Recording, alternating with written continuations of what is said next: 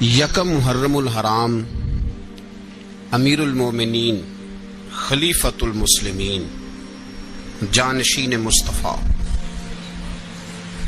جبل استقامت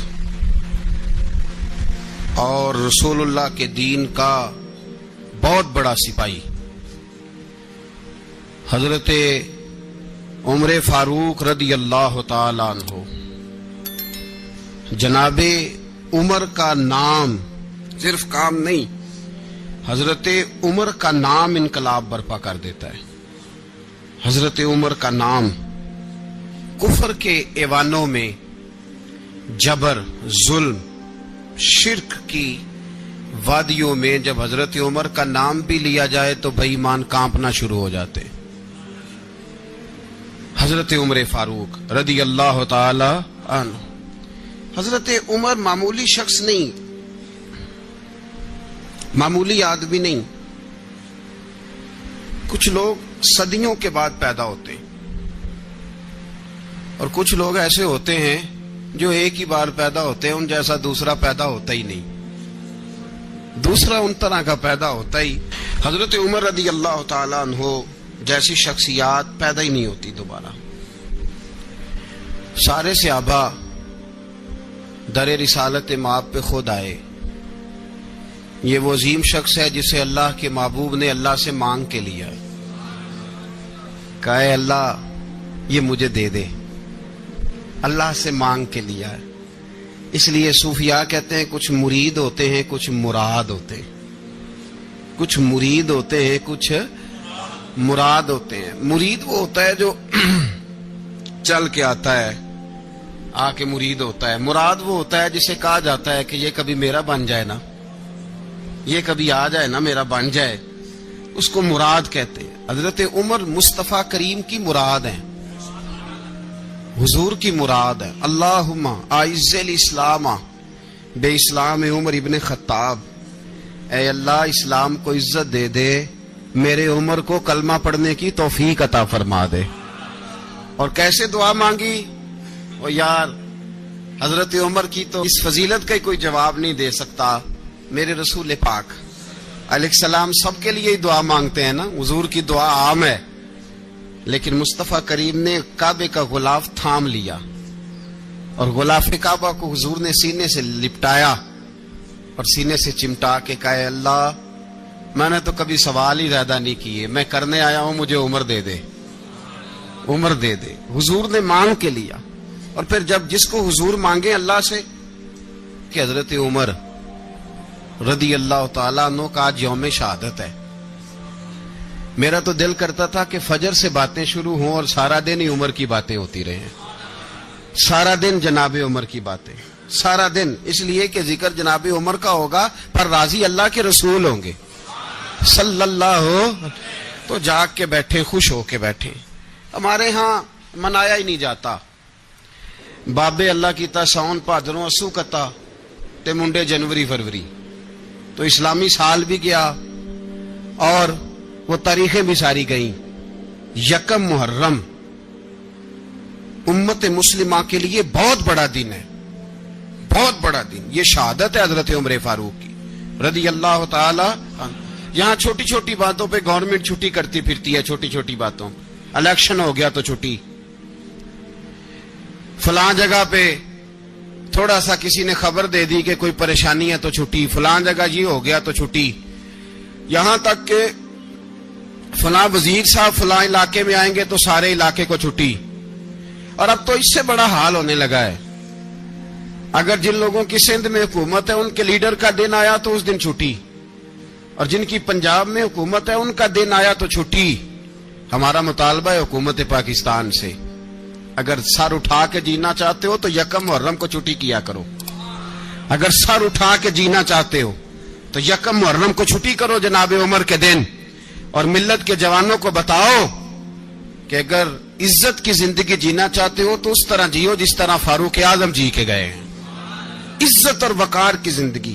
جمہوریت حضرت عمر سے سیکھنی پڑے گی، حکومت کرنے کے طریقے حضرت عمر سے، رعایا کو سیکھنا پڑے گا کہ امیر کس طرح بنایا جاتا ہے اور امیر کس طرح کے ہوتے ہیں۔ یہاں لوگ ہمیں یورپ کی مثالیں دیتے ہیں لوگ یہاں ہمیں آ کر کے امریکہ کی مثال، انہیں کیا پتا حکومت کیا ہوتی ہے؟ وہ کہتے ہیں جی وہ سائیکل پہ جاتا ہے ان کا حکمران۔ میں نے کہا وہ سائیکل پہ جاتا ہے؟ میرے عمر فاروق مدینے سے مکے گئے تھے تو پیدل ہی حج کرنے چلے گئے، پیدل ہی۔ اور جناب عمر فاروق رضی اللہ تعالیٰ عنہ عید کی نماز پڑھانے گئے، عید کی نماز عمر خطبہ عید دینے گئے۔ اور اس زمانے میں کون سا غریب ہے جو ننگے پاؤں جاتا ہو؟ کون سا غریب ہے جو مسجد ننگے پاؤں جاتا ہو؟ لوگوں نے تو 3 قسم کی چپلیں رکھی ہوئی ہیں، ایک مسجد جانے کی علیحدہ ہے، گھر پہننے کی علیحدہ ہے، شادی بیاہ پہ جانے کی چپل علیحدہ ہے۔ حضرت عمر فاروق رضی اللہ تعالیٰ عنہ نکلے عید کا خطبہ دینے کے لیے، تو بیوی سے کہنے لگے جوتا۔ اس نے کہا صاحب اتنی دفعہ ٹوٹا ہے اب گانٹھا نہیں جا سکتا، اتنی دفعہ ٹوٹا ہے کہ اب دوبارہ پیمند نہیں لگ سکتے۔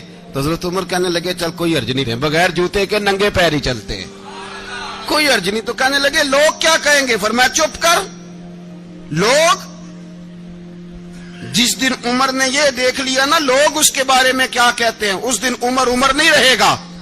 تو کہا پھر آپ کا نظریہ کیا ہے؟ فرمایا میرا نظریہ یہ ہے کہ رب رسول میرے بارے میں کیا کہتے ہیں، لوگوں کا کیا ہے؟ لوگ کل کسی کے بارے میں کچھ کہتے ہیں اور پرسوں کچھ کہتے ہیں، میرا نظریہ یہ ہے کہ رب رسول میرے بارے میں ننگے پیر عمر جا رہے ہیں۔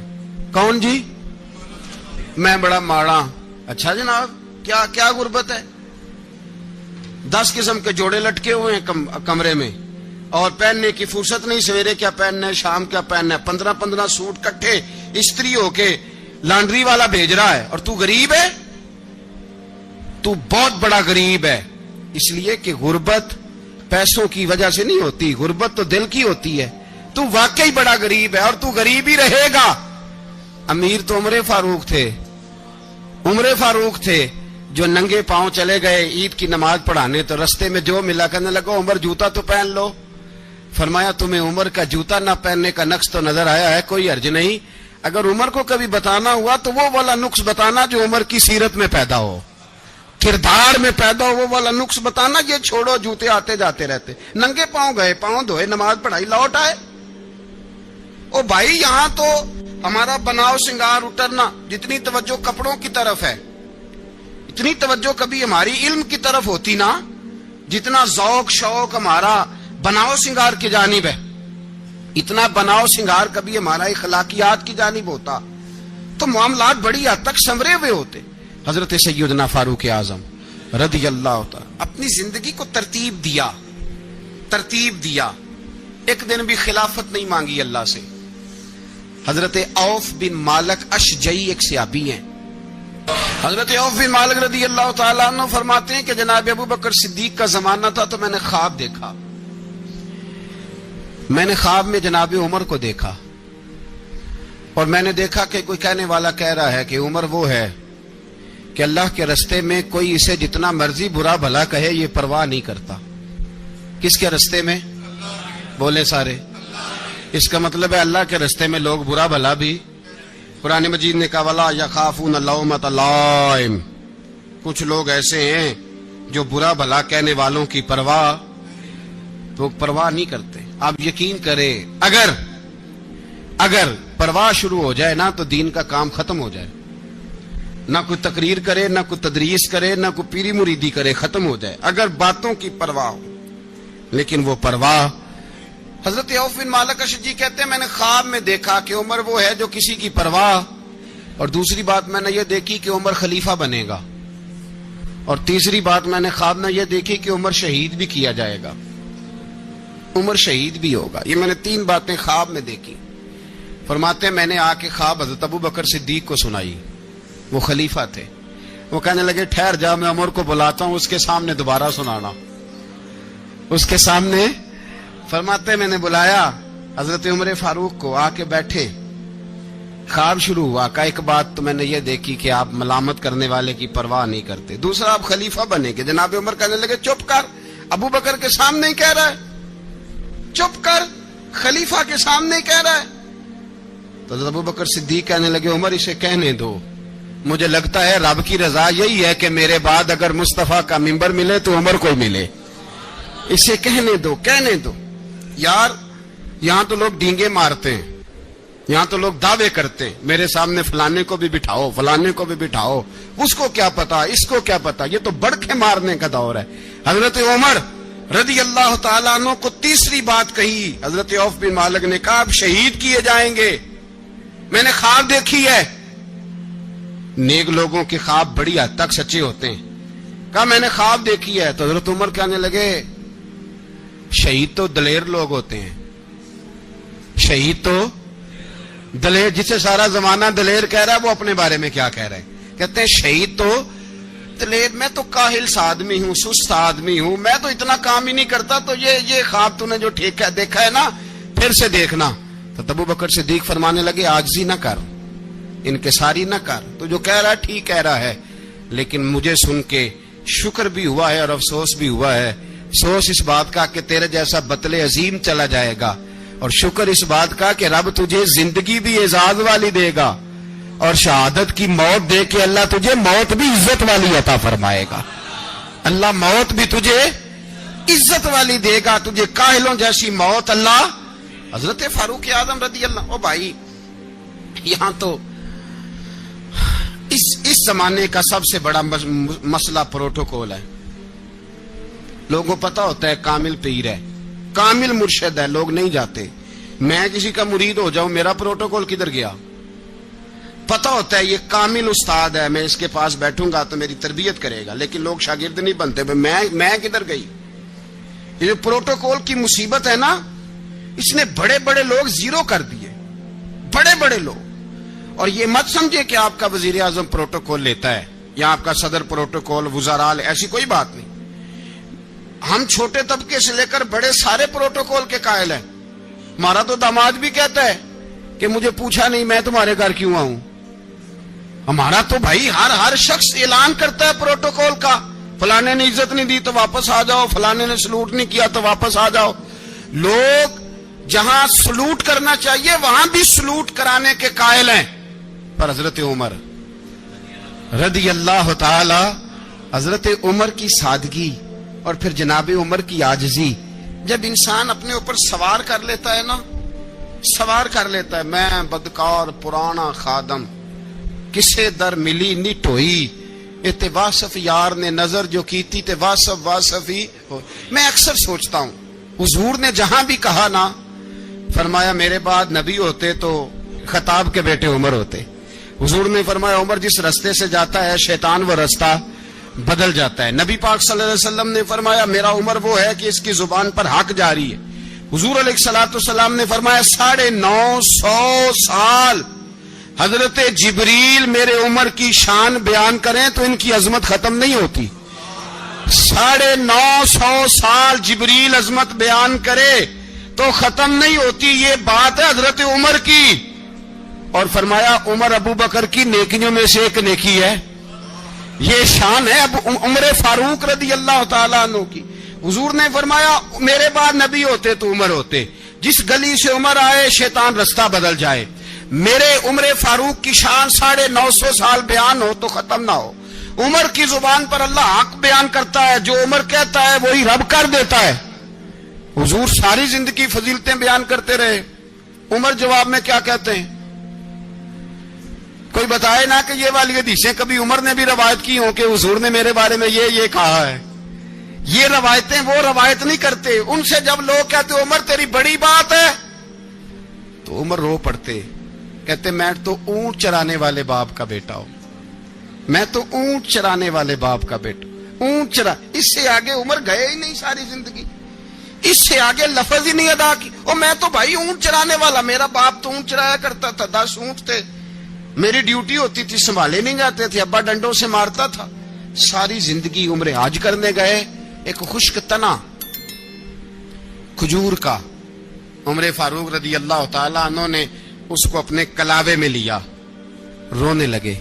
لوگوں نے کہا عمر کیا ہوا؟ فرمانے لگے یہاں میں اونٹ چرایا کرتا تھا، یہاں میں اونٹ چراتا تھا، 10 اونٹ سنبھالے نہیں جاتے تھے۔ دیکھو رسول اللہ کی شان، آج ساری امت چلانے کا طریقہ عطا فرما دیا ہے، ساری نظریے سے پیار۔ یار پیسہ کس کو برا لگتا ہے؟ آپ جس آدمی کی 50 کروڑ کی پراپرٹی ہے اس کو پوچھیں سب سے غریب، آپ کو وہی نظر آئے گا۔ وہ کہے گا میں ٹائٹ ہوں. حالات بڑے میں کئی باری پوچھے انہوں نے, میں کہا ترجمہ بھی 10 چھڑو کی ہمیں تو سمجھ نہیں آتی. اور ٹائٹ حالات کون سے ہوتے ہیں جی؟ جس آدمی کا کروڑوں میں کاروبار ہے نا, اس کو آپ چھیڑے وہ رونے لگ جائے گا, رونے. تو کئی میں نے ایسے دیکھے ہیں کرائے کا مکان ہے, ان سے پوچھے صاحب کیا حال ہے, تو کہتے ہیں جتنی اللہ نے شان والی زندگی ہمیں عطا کی ہے کسی کو نہیں دی ہوئی. اس کا مطلب ہے خوشی بھی یہی ہے اور غم بھی یہی ہے. اندر سے خوشی ہے, اندر سے ہی. تُنے اگر راضی رہنا ہے تو ادھر سے رہنا ہے, ناراض رہنا ہے تو بس اپنے آپ کو خوش رکھے گا تو ہو جائے گا. سارے صحابہ مل کے آئے, کہنے لگے عمر فاروق سے کہنا ہے نبی پاک کے زمانے میں تو ظاہراً غربت تھی, ابو بکر کے دور میں بھی غربت تھی, اب تو بڑا محال ہے. عمر سے سفارش کرو کہ عمر نیا کرتا پہنا کرے. ملکوں کے سفیر آتے, عمر وہی پھٹی پرانی چادر اوڑھ کے اور وہی کئی جگہ پہ پیوند لگے سوٹ پہن کے سفیروں کے سامنے بیٹھ جاتا ہے. عمر کو مشورہ دو, طے ہو گئی بات. سب نے جب مشورہ دے لیا تو سارے کہنے لگے یہ بتاؤ شیر کی مونچھ کو ہاتھ کون لگائے گا؟ کہنا کس نے ہے, بندہ بھی تو ڈھونڈو نا. نے کہا جناب میرا یہ خیال ہے کہ مولا علی شیر خدا کہیں گے, کیونکہ جس شخص کی عمر کو سب سے زیادہ حیا کرتے دیکھا وہ شیر خدا مولا علی ہے رضی اللہ تعالی علی کہیں گے. اس لیے کہ جناب علی تو کئی دفعہ جب گفتگو کرتے تھے تو حضرت عمر چپ کر جاتے تھے اور فرماتے تھے علی نہ ہوتا تو میں ہلاک ہو جاتا. تو کہا علی سے کہو. جناب علی شیر خدا کو بلایا, کس کام کے لیے جی؟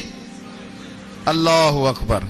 یہ ذرا آپ نے اس دور پہ اس بات کو ذرا لاکا جناب ان سے کہیں کہ زیادہ نہیں, ایک کرتا نیا پہن لے. سفیر آتے ہیں, وزیر آتے ہیں تو ایک کرتا نیا پہن لے. حضرت علی کو بلایا, آپ فرمانے لگے کوئی اور بات ہوتی تو میں کہہ دیتا, یہ والی میں نہیں کہہ سکتا. کوئی اور ہوتی تو میں عمر کو کئی دفعہ کہہ دیتا ہوں, جلال میں بھی تو سن, یہ والی میں نہیں کہہ سکتا. میں تمہیں ایک مشورہ دیتا ہوں. کہا وہ کیا؟ کہنے لگے سیدہ عائشہ صدیقہ سے کہو, وہ مومنوں کی ماں ہیں, عمر ٹالے گا نہیں. اماں جی سے جا کے کہا اماں جی نیا کرتا عمر سے کہیں پہن لیں. وزیر آتے ہیں, بڑے بڑے لوگ, تو چلو کوئی حرج نہیں. اماں جی نے کہا اچھا کوئی بات نہیں میں بلا لیتی ہوں. جناب عائشہ نے پیغام بھیجا. جب خادم نے کہا نا مصطفیٰ کے گھر سے پیغام آیا ہے, تو 20 لوگ بیٹھے تھے. عمر کانپتے ہوئے اٹھے, کانپتے دوڑے. حضرت عائشہ پردے میں تھی تو فرماتی ہیں عمر اتحیات کی حالت میں بیٹھ گئے. کہا اماں جی دیر تو نہیں ہو گئی مجھے آنے میں؟ کہا نہیں ٹائم پہ آ گئے ہو. کس لیے بلایا تھا؟ کہا عمر دیکھو غربت کے معاملات اور ہوتے ہیں, جب اللہ آسانی دے تو کوئی چیز استعمال کرنا حرام نہیں ہوتی, اگر حرام ہے تو بتاؤ. کہا نہیں اماں جی حلال ہی ہے. تو فرمایا پھر اتنے سفیر آتے ہیں, مشیر آتے ہیں, اب تو مال غنیمت بڑا آتا ہے, ڈھیر لگ جاتے ہیں مسجد میں, تو چل ایک نیا کرتا تم بھی پہن لیا کرو. اور آپ نیا کرتا پہنو گے تو دھاک بیٹھے گی غیروں پر. تو صحابہ کا مشورہ ہے کہ آپ نیا لباس پہنے. اماں جی کہتی ہے میں نے حکم دیا تو عمر چپ کر گئے, گردن جھک گئی. تھوڑی دیر کے بعد سیدنا عمر فاروق نے سر اٹھایا تو داڑھی پہ آنسو گر رہے تھے, رو پڑے.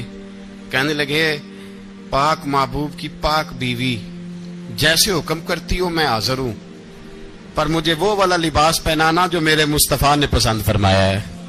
اگر یہ رنگ رسول پاک کا ہے تو میں حاضر ہوں, اور اگر نبی پاک کا نہیں تو پھر جیسے آپ حکم کریں.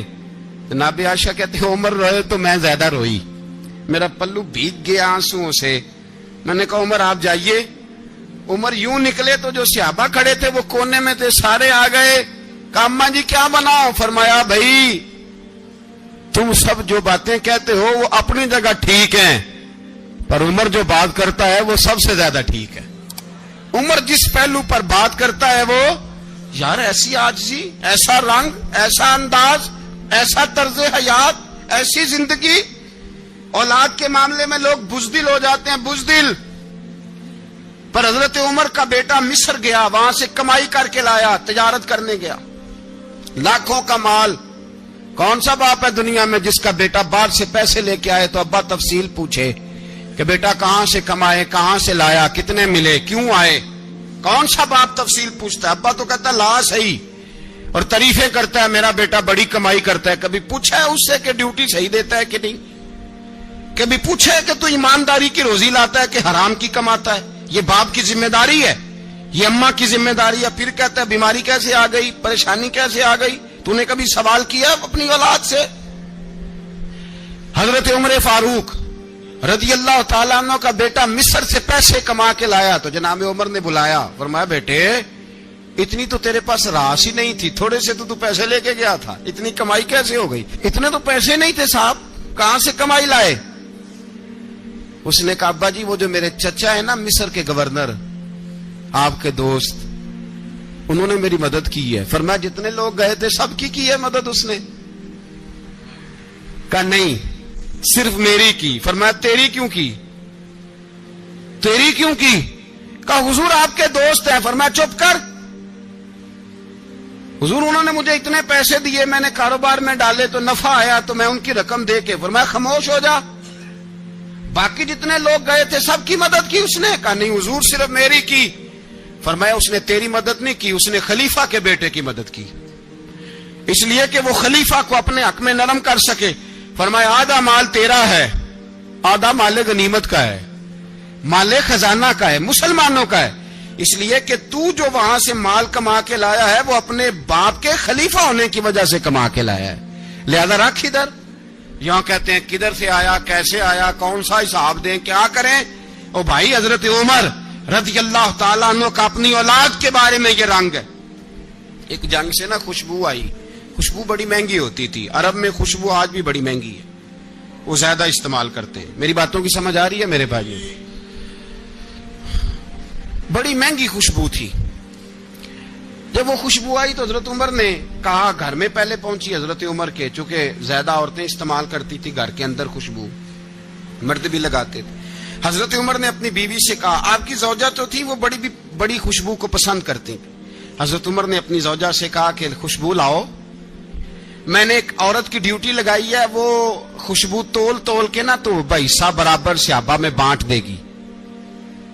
तो आपकी जौजा कहने लगी किसी बीबी की ड्यूटी लगाने की क्या जरूरत थी, मैं जो मौजूद थी, मैं बांट देती हूं तोल के हिस्सा बराबर। आपने फरमाया नहीं तू रहने दे, तो फलानी बीबी बांटेगी। कहा हुजूर मैंने भी बांटनी है, मेरे पे कुछ हक है? आपने फरमाया नहीं तू तफसील ना पूछ, तू खुशबू दे दे, कोई और बांटेगी। खातूने खाना थी ना, कहने लगी नहीं मुझे भी आज आपको बताना ही पड़ेगा कि कोई जो बांट सकती है तो मैं क्यों नहीं बांट सकती? जौजा कहती उमर ने बात की तो मेरी चीखें निकल गई। हजरत उमर फरमाने लगे जब तू खुशबू बांटेगी ना तेरे हाथों को भी लगेगी, तेरे दुपट्टों को भी लग जाएगी। अगर रब करीम ने मुझसे सवाल पूछा कि उमर खुशबू तो मुसलमानों की थी, तेरी बीवी के दुपट्टे को क्यों लग गई, तो मैं अल्लाह के हुजूर क्या जवाब दूंगा? अगर अल्लाह ने यह सवाल किया कि तेरी बीवी ने क्यों लगाई, वो तो हिस्सा था मुसलमानों का, तो तूने तेरी बीवी ने क्यों लगाई? तो फरमाया मैं नहीं चाहता कि अल्लाह के हुजूर मुझे और तुझे बाजपुरस हो, लिहाजा किसी और को बांटने दे। जौजा रोई और तड़प के कहने लगी उमर मुझे लगता है सुबह कयामत भी तेरी बीवी होने की वजह से अल्लाह मुझे जन्नत अता फरमा देगा, तेरी जौजा होने की बरकत से। भाई ये मेयार रखा, खुदा की कसम ऐसा शख्स तारीख में दोबारा नहीं आया। इतना बड़ा आदमी, इतना बड़ा शख्स, इतना बड़ा आदमी, और फिर रंग ये है कि उमर 22 लाख मुरब्बा मील का हुक्मरान, 22 लाख, और खजूर के दरख्त के नीचे मट्टी का ढेला लेके सो गए हैं, परवाह ही कोई नहीं, कोई मसला ही नहीं। 2 गुलाम साथ बैठे तो एक रोटी हजरत उमर ने घर से मंगवाई, थोड़ा सा सिरका, तो गुलाम कहने लगे हमने भी खानी है। फरमाया कोई अर्ज नहीं, रोटी को पेट भर के खाना जरूरी तो नहीं, 3 हिस्सों में बांट लेते हैं। एक आदमी आया हुआ था मिस्र का रहने वाला मिलने के लिए, उसने पूछा उमर किधर है, तो कहा वो उधर जाओ मस्जिद में बैठे होंगे, और वापस आया तो कहने लगा वहां तो 3 गुलाम बैठे हैं, एक रोटी बांट बांट के खा रहे हैं, लगता है कई दिनों से रोटी नहीं मिली। कहा 3 गुलाम तो कोई नहीं, वहां 2 ही थे, तीसरे तो अमीरुल मोमिनीन थे। उसने कहा नहीं नहीं 3 गुलाम हैं, कपड़े भी एक तरह के पहने हुए, बल्कि 2 के तो फिर सही है, तीसरे के तो ज्यादा माड़े हैं, कपड़े भी एक तरह के, کھانا پینا بھی ایک طرح کا اور ان کا نشست برخاست بھی ایک طرح کی ہے، لہذا کوئی فرق نہیں۔ حضرت ابو ہریرہ کہتے ہیں میں لے کے آیا اور جناب عمر کو جب میں نے کچی زمین میں تامت سمیٹ بیٹھے دیکھا تو میں رو پڑا۔ میں نے اس مصر سے آنے والے کو کہا تو اس کے جلوے دیکھ، اگر اس کی ذات میں اتنا حسن ہے تو محمد عربی کا مقام کیا ہوگا؟ یہ مقام غور ہے، مقام غور۔ 10 محرم کو لوگ دیگے پکائیں گے نا؟ نہیں پکانی ہے؟ کوئی بول دے نہیں، ہاں نہ نہیں کر دے، پروگرام بدلیا تو نہیں جی عید کی کہ وہی کام شروع ہوا لات ٹائٹ ہونے والا؟ کیوں جی پکنی ہے نا دیکھیں 10 محرم کو انشاءاللہ تعالی، ہم بھی پکائیں گے انشاءاللہ، یہاں بھی پروگرام ہوگا۔ تو 10 محرم کو جو دیگ پکنی ہے تو ایسا نہیں ہو سکتا کہ 1 محرم کو حضرت عمر کے نام کی بھی کوئی پک جائے۔ اگر امام حسن حسین کے نام کی دیگیں پکے تو جو امام حسن حسین کے سے پیار کرنے والے ہیں، جو امام حسن حسین سے، ہم لوگوں نے بھی عجیب رٹا اپنایا ہے نا، ہم لوگ بات کا ایک پہلو دیکھتے ہیں دوسرا نہیں دیکھتے۔ حضرت امام حسن اور حسین کو بھی نبی پاک نے شہید کہا اور جناب عمر کو بھی رسول اللہ نے خود شہید فرمایا، فرمایا شہید ہے، خود فرمایا اپنی زبان سے کہ یہ شہید ہے، خود میرا عمر شہید ہے۔ تو ان کے نام کی دیگ نہیں پکنی چاہیے، اس طرف نہیں ہماری توجہ ہونی چاہیے۔ اور اہل بیت نبو، یہ بات میں پہلے بھی کرتا ہوں، آج پھر کرنا ضروری سمجھتا ہوں، اہل بیت کا پیار سن لو کان کھول کے، اہل بیت کا پیار اگر ہمیں کسی نے سکھایا ہے تو سیدنا عمر فاروق نے سکھایا ہے۔ اہل بیت نبوت کی محبت اگر کسی نے سکھائی ہے تو کس نے سکھائی ہے؟ بول کے بتائیے، حضرت عمر نے۔ اہل بیت کا پیار ہمیں حضرت عمر نے بول کر کے سکھایا ہے۔ بھائی یاد رکھیں، کسی کی طاقت نہیں تھی دم مارنے کی حضرت عمر کے سامنے، طاقت ہی نہیں تھی۔ کیسر و کسرا کانپ جاتے تھے، جرأت ہی نہیں کرتے تھے حضرت۔ اور ہمارے تو تعلقات بڑے ہیں نا غیروں سے۔ حضرت ابو موسیٰ اشعری رضی اللہ تعالیٰ عنہ فرماتے ہیں میرا منشی سائی تھا، وہ کاتب کہتے تھے وہ لوگ، میرا حساب کتاب عیسائی تھا۔ تو فرماتے ہیں ایک دن میں نے وہ سارا حساب کتاب لین دین کے حضرت عمر کو دکھایا تو فرمانے لگے جس نے لکھے ہیں اس کو بلاؤ۔ کہنے لگے ضرور مسجد نہیں آ سکتا۔ کیوں نہیں آ سکتا؟ کہنے لگے وہ عیسائی ہے۔ کہتے ہیں حضرت عمر جلال میں آ گئے۔ آپ فرمانے لگے جنہیں رب دور کرتا ہے تم کیوں قریب کرتے ہو؟ جنہیں اللہ دور کرتا ہے۔ فرمایا تم غیروں کو اگر عہدے دو گے تو اپنوں کا کیا بنے گا؟ اگر تم غیروں کو عہدے دو گے تو اپنوں کا۔ یہ سوچ ہے جو آج برما کے مسلمانوں کے لیے بھی ضروری ہے۔ کہا اگر تم غیروں کو عہدے دو گے تو اپنوں کا۔ ہم نے غیروں کو عہدے دیے تو دیکھا نا اپنے کس طرح کاٹے جا رہے ہیں۔ غیروں کو جو عہدے دے دیے یرانے سارے غیروں سے، روز دعویٰ ہوتا ہے چین ہمارا سجن ہے، چین ہمارا دوست ہے۔ او بھائی دوست ہے تو اس سے کہو نا کہ برما تو تمہاری ایک چھوٹی سی ریاست ہے، چین کے بغیر تو وہ سانس بھی نہیں لے سکتا، اس کو کہو نا اس حکومت پہ دباؤ ڈالے۔ لیکن ہم لوگوں نے غیروں کو عہدے دیے تو اپنے پس گئے۔ حضرت عمر کہتے تھے ذمی کا ہم ادب کریں گے، ذمی کافر کا ہم، ایسا کافر جو مسلمان ریاست کو قبول کرے، بدامنی نہ پھیلائے۔ ایک آدمی کو آپ نے دیکھا آنکھوں سے نابینا ہے اور بھیک مانگ رہا ہے، تو حضرت عمر کو نظر آ گیا، فرمایا کون ہو؟ اس نے کہا میں یہودی ہوں۔ فرمایا بھیک کیوں مانگتے ہو؟ کہا جب تک تندرست تھا مسلمانوں کو جزیہ دیتا تھا، بوڑھا ہو گیا ہوں کیا کروں؟ حضرت عمر نے گھوڑے کی پشت پہ بٹھایا، کافر کو گھوڑے کی پشت پہ بٹھایا اور بٹھا کے مدینے لائے۔ حضرت علی شیر خدا وزیر خزانہ تھے، فرمایا علی اس کا وظیفہ جاری کرو۔ کہا یہ کون ہے؟ فرمایا یہ یہودی ہے لیکن یہ ہمیں جزیہ دیتا رہا، بوڑھا ہو گیا بیچارہ، بھیک مانگنے پہ مجبور ہے، ہماری حکومت کے اندر رہتا ہے، اس کا پورا وظیفہ جتنا خرچہ اتنا وظیفہ لگاؤ۔ حضرت علی کہتے ہیں میں وظیفہ لگا رہا تھا اور وہ میرے نبی کا کلمہ پڑھ رہا تھا، وہ رسول اللہ کا کلمہ پڑھ رہا تھا۔ یہ مزاج، یہ نہیں کہ کافر۔ حضرت عمر نے گورنروں کو خط لکھے تھے کہ زبردستی کسی کو مسلمان نہیں کرنا، جہاں ان کی عبادت گاہیں بنی ہو گرانی نہیں، کوئی مندر کوئی گرجا ضائع نہیں کرنا۔ اسلام سب کو جینے کا موقع دیتا ہے، پر بے ایمانو ظالموں بدذاتوں تمہیں یہ کہتا ہے کہ ہم تمہیں جینے کا موقع دیتے، تم بھی مسلمانوں کو جینے کا موقع دو۔ یہ جہاں بستے ہیں جہاں رہتے ہیں انہیں وہاں جینے کا موقع دو، انہیں بھی اللہ اکبر کہنے کا موقع دو، انہیں بھی قرآن پڑھنے کا موقع دو، انہیں بھی رسول اللہ پر درود پڑھنے کا موقع دو۔ ہمارے ملک میں عیسائی اپنی مرضی سے کھلے عام تبلیغ کرتے ہیں. یہاں تو چینل چلائے ہیں عیسائیوں نے. کسی مذہبی جماعت نے کبھی جلوس نکالا ہے کہ عیسائیوں کا چینل بند کرو؟ بولے نکلا ہے کہ نہیں نکلا؟ کتنے ظلم کی بات ہے. ہم جب غیر کو اتنا تحفظ دیتے ہیں، اتنا تحفظ دیتے ہیں. ہم نے دیکھا ہے، مجھے بیسیوں لوگوں نے عید پہ ٹیلی فون کیے کہ عیسائیوں کو قربانی کا گوشت دے لیں. مجبور ہیں جی، دروازے پہ آ گئے ہیں، ہمارے کام کاج کرتے ہیں. بیسیوں لوگ، عام آدمی کے دل میں ان کا اتنا جذبہ ہے. وہ مسائل کا بیان کرنا ایک علیحدہ بات، لیکن ہمارے دل کافر کے حق میں بھی نرم ہو جاتے ہیں.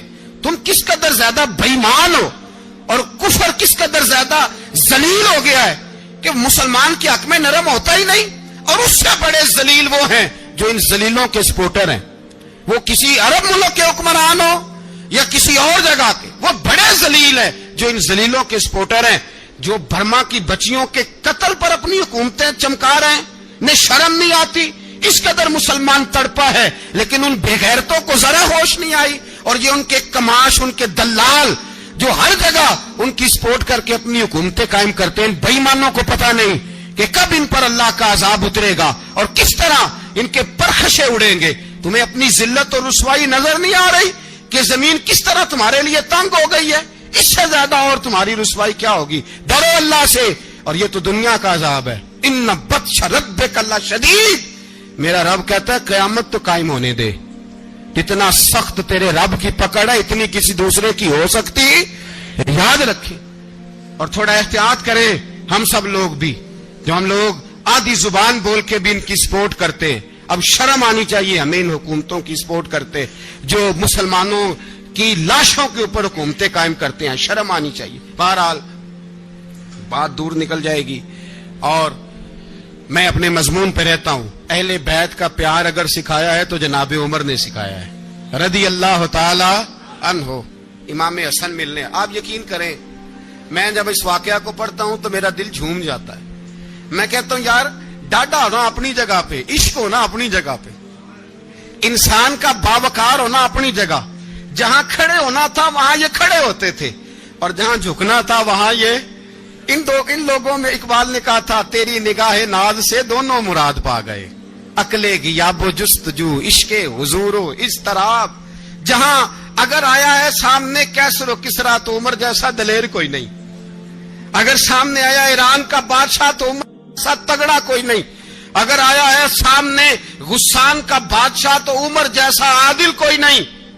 لیکن اگر علی کا بیٹا آیا ہے، اگر فاطمہ کے لال پارے آئے ہیں، تو پھر فاروق اعظم سے جیسا محب کوئی نہیں، پھر ان سے جیسا پیار کرنے والا کوئی نہیں. اندر بیٹھے ہیں جناب عمر، اندر تنہائی میں کچھ وزیروں سے گفتگو ہو رہی ہے، میٹنگیں جاری ہیں. آپ کے بیٹے ملنے آئے جناب عبداللہ ابن عمر. ابا جی ملنا ہے. بات ٹھہرو، بات کر رہا ہوں، کوئی نہ اندر آئے. صاحب زیادہ باہر کھڑا ہے. تھوڑی دیر گزری تو امام حسن بھی آ گئے. کون آئے؟ آپ کو جو ملے گا امام صاحب کا نام لینے سے، وہ سردار ہیں جنتی. کون آئے؟ سارے بولیے. امام حسن، تیری نسل پاک میں ہے بچہ بچہ نور کا، تو ہے نے نور تیرا سب کرانا. امام حسن آئے تو حضرت عبداللہ ابن عمر کو دروازے پہ کھڑے دیکھا. کہا امیر المومنین کہاں ہیں؟ کہنے لگے حضرت عمر کے بیٹے. کہنے لگے وہ اندر بیٹھے، کچھ میٹنگ ہو رہی ہے اور انہوں نے کہا کوئی اندر نہ آئے، لیکن آپ جانا چاہیں تو چلے جائیں. آپ جانا چاہیں تو، تیری نسل پاک میں ہے بچہ بچہ نور، آپ جانا چاہیں تو چلے جائیں. تو انہوں نے کہا جب آپ باہر کھڑے ہیں تو مجھے کوئی اتنا ضروری کام نہیں، اور ابھی زور کی نماز تھوڑی دیر میں ہوگی، میں مسجد میں مل لوں گا امیر المومنین سے.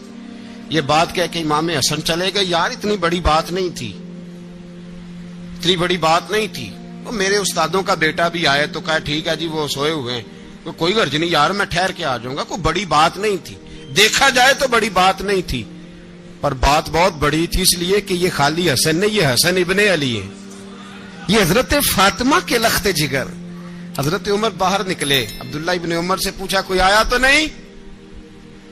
تو کہا حضور امام حسن آئے تھے. تو کہا پھر شہزادے کو اندر کیوں نہیں بھیجا؟ کہا میں نے کہا تھا. وہ کہنے لگے اگر امیر المومنین مصروف ہیں تو میں ظہر میں مل لوں گا. حضرت عمر رونے لگے. فرمایا بیٹے تو نے اچھا نہیں کیا. پھر مسجد نہیں گئے، سیدھے امام حسن کے دروازے دستک دی. امام حسن باہر آئے. کہا شہزادے آئے تھے تو ملے کیوں نہیں؟ تو امام حسن کہنے لگے حضور آپ کا اپنا بیٹا دروازے پہ کھڑا تھا, آپ کا اپنا بیٹا دروازے پہ کھڑا تھا, اور منع بھی کیا تھا آپ نے, تو میں زور میں مل لیتا. حضرت امام حسن فرماتے جوش جذبات میں جناب عمر نے سر سے پگڑی اتار دی, جوش جذبات میں. کہنے لگے